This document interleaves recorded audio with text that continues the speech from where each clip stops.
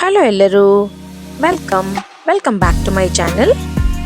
ಮನೆಯಲ್ಲಿ ಸದಾ ಬಳಸುವಂತಹ ಟೊಮೆಟೊ ಮತ್ತು ಈರುಳ್ಳಿಯನ್ನು ಬಳಸಿ ರುಚಿಕರವಾದ ಚಟ್ನಿ ಹೇಗೆ ಮಾಡೋದು ಅಂತ ನೋಡೋಣ.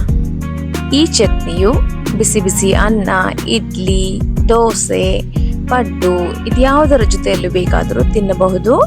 ಬಹಳ ಟೇಸ್ಟಿಯಾಗಿರುತ್ತದೆ. ಇದೊಂದು ಇನ್ಸ್ಟೆಂಟ್ ಮತ್ತು ಸುಲಭವಾಗಿ ಮಾಡಿಕೊಳ್ಳಬಹುದಾದಂಥ ಚಟ್ನಿ.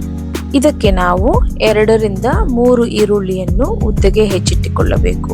ಈರುಳ್ಳಿನ ಕಟ್ ಮಾಡುವಾಗ ನೀವು ಸಹ ಅಳ್ತೀರಾ? ಹಾಗಿದ್ರೆ 1-2 ನಿಮಿಷ ಮುಂಚೆ ಅದನ್ನು ತಣ್ಣೀರಲ್ಲಿ ನೆನೆಸಿಡಿ. ಆಗ ಈರುಳ್ಳಿ ಕಟ್ ಮಾಡಬೇಕಾದ್ರೆ ನಾವ್ಯಾರೂ ಅಳುವಂತಿಲ್ಲ. ಈಗ ಇದಕ್ಕೆ ನಾವು 4 ರಿಂದ 5 ಟೊಮೆಟೊ ತಗೊಂಡಿದ್ದೀವಿ. ಅದನ್ನು ಮೀಡಿಯಂ ಸೈಜ್ ಆಗಿ ಕಟ್ ಮಾಡಿ ಇಟ್ಕೊಂಡ್ರೆ ಸಾಕು. ನುಣ್ಣಗೆ ಕಟ್ ಮಾಡುವ ಅಗತ್ಯ ಇಲ್ಲ. 2 ರಿಂದ 3 ಬ್ಯಾಡಗಿ ಮೆಣಸಿನಕಾಯಿ ಮತ್ತೆ 4 ರಿಂದ 5 ಖಾರದ ಮೆಣಸಿನಕಾಯಿಯನ್ನು ತೆಗೆದುಕೊಳ್ಳಬೇಕು. ನಿಮಗೆ ಖಾರ ಜಾಸ್ತಿ ಬೇಕಾದಲ್ಲಿ ಅದನ್ನು ಹೆಚ್ಚು ಕಡಿಮೆ ಮಾಡಿಕೊಳ್ಳಬಹುದು. ರುಚಿಗೆ ತಕ್ಕಷ್ಟು ಉಪ್ಪು, ನಾವು ಪುಡಿ ಉಪ್ಪು ಅಥವಾ ಕಲ್ಲುಪ್ಪು ಯಾವುದಾದರೂ ಬಳಸಬಹುದು. 1/4 ಚಮಚದಷ್ಟು ಅರಿಶಿನ ಪುಡಿ, 3 ರಿಂದ 4 ಟೇಬಲ್ ಸ್ಪೂನ್ ಆಗುವಷ್ಟು ಎಣ್ಣೆ ತಗೋಬೇಕು. 1 ಹಿಡಿಯಷ್ಟು ಕೊತ್ತಂಬರಿ ಸೊಪ್ಪು ರುಬ್ಬುವುದಕ್ಕಾಗಿ ಬಳಸಬೇಕು. ಮತ್ತು ಒಂದು ಸ್ವಲ್ಪ ಸಣ್ಣಗೆ ಹೆಚ್ಚಿದ ಕೊತ್ತಂಬರಿ ಸೊಪ್ಪು ಗಾರ್ನಿಶಿಂಗ್ ಆಗಿ ಬಳಸಬೇಕು. ಒಗ್ಗರಣೆಗೆ ಬೇಕಾಗಿರುವ ಕರಿಬೇವಿನ ಸೊಪ್ಪು, ಸಾಸಿವೆ, ಕಡಲೆಬೇಳೆ ಮತ್ತೆ ಉದ್ದಿನ ಬೇಳೆ ಇವೆಲ್ಲವನ್ನು ಸಹ ಜೋಡಿಸಿಕೊಳ್ಳಬೇಕು. ಸ್ಟವ್ ಅನ್ನು ಹಚ್ಚಿ ಪಾತ್ರೆಯನ್ನು ಇಟ್ಟು ಅದಕ್ಕೆ ನಾವು 2 ರಿಂದ 3 ಸ್ಪೂನ್ ಎಣ್ಣೆಯನ್ನು ಹಾಕಿಕೊಳ್ಳಬೇಕು. ಇದಕ್ಕೆ ಈಗ ಹೆಚ್ಚಿಟ್ಟುಕೊಂಡಿರುವಂತ ಈರುಳ್ಳಿಯನ್ನು ಹಾಕಿ ಚೆನ್ನಾಗಿ ಹುರಿದುಕೊಳ್ಳಬೇಕು. ಸ್ವಲ್ಪ ಹುರಿದ ನಂತರ ಇದಕ್ಕೆ ಬ್ಯಾಡಗಿ ಮೆಣಸಿನಕಾಯಿ, ಖಾರದ ಮೆಣಸಿನಕಾಯಿ ಹಾಕಿ ಹುರಿದುಕೊಳ್ಳಬೇಕು. ನಂತರ ಟೊಮೆಟೊವನ್ನು ಹಾಕಿ ಸ್ವಲ್ಪ ಬಾಡಿಸಿಕೊಳ್ಳಬೇಕು.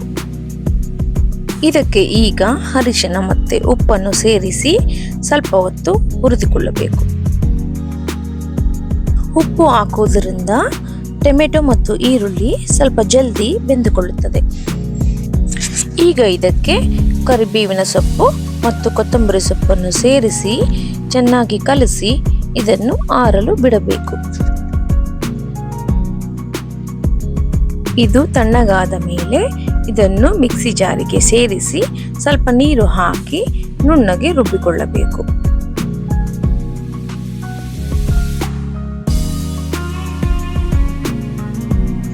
ಈಗ ಒಗ್ಗರಣೆಗೆ ಸ್ವಲ್ಪ ಎಣ್ಣೆ ಹಾಕಿ ಅದಕ್ಕೆ ಸಾಸಿವೆ, ಜೀರಿಗೆ, ಕಡಲೆಬೇಳೆ, ಉದ್ದಿನ ಬೇಳೆ, ಕರಿಬೇವಿನ ಸೊಪ್ಪು ಹಾಕಿ ಬಾಡಿಸಿಕೊಳ್ಳಬೇಕು.